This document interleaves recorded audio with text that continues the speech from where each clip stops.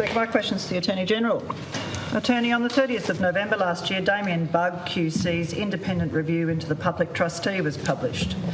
The review found the trustee has failed to correctly meet its duties for 26 years and that as a result, Tasmanians on guardianship orders have had their rights and their assets stripped away from them. Minister, the independent review pointed to the trustee selling or disposing of personal property without consultation.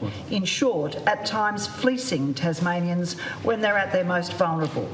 Attorney, would you agree that all victims of the trustee should be entitled to compensation and that mechanisms for this should be developed and made available as soon as possible? Will you commit to ensuring justice for those Tasmanians who've been harmed by the operation of the public trustee without delay? Mr. Speaker. Honourable Attorney-General. Here. Well, thank you, Mr. Speaker. I thank the Honourable Leader of the Greens for that question because it is an incredibly important matter.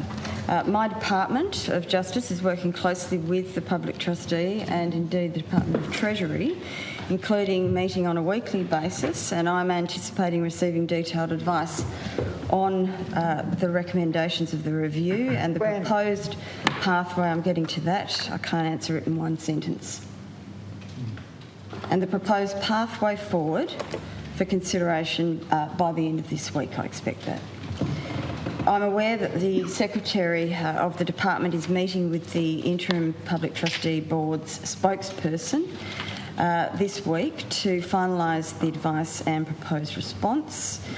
However, from the preliminary advice received, I'm able to advise that all of the Bugg review recommendations are accepted, either wholly in principle or in part, and that will be explained obviously in our response, and will be implemented as a matter of priority, as I've always said. The following timings I can indicate are anticipated for the implementation of the recommendations. A number of recommendations have already been acted upon and underway by the Department of Justice, the Public Trustee and TASCAT, the Tasmanian Civil and Administrative Tribunal. A majority of the recommendations will be implemented by the end of May, prior to the state budget. Those recommendations that are subject to additional funding requests are likely to take additional time to consider and address through budget considerations.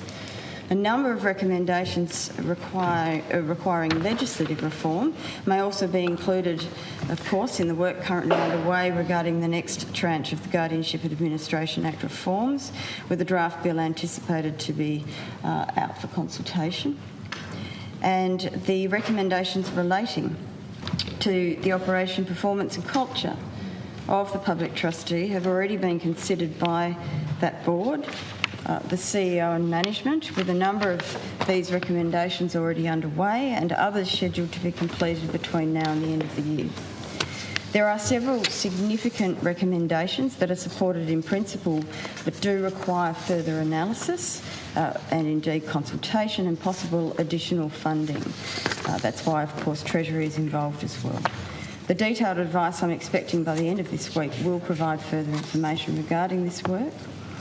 Now, of course, our government, Mr. Speaker, recognises the concerns raised by the community and clients of the Public Trustee around how their cases have been dealt with and indeed administered, and which is why we announced the review in June last year.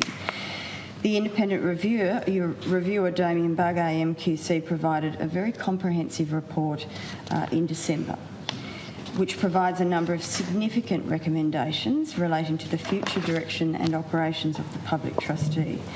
And as I said, I expect to shortly receive that advice from my department, including options regarding the best way to implement the detailed recommendations and making the necessary improvements to better meet clients' needs and meet community expectations. That's right. And importantly, Mr. Speaker, this will include a response to the calls for compensation made by community advocates as a result of identified shortcomings or failure. Furthermore, I will soon be progressing further work to introduce Tranche 2 of the Guardianship Administration reforms to address the Tasmanian Law Reform Institute work, which will look towards entrenching further supports for vulnerable Tasmanians into the guardianship framework. And it's my expectation that these recommendations and important reforms will be progressed and implemented as a matter of priority. Mr. Speaker.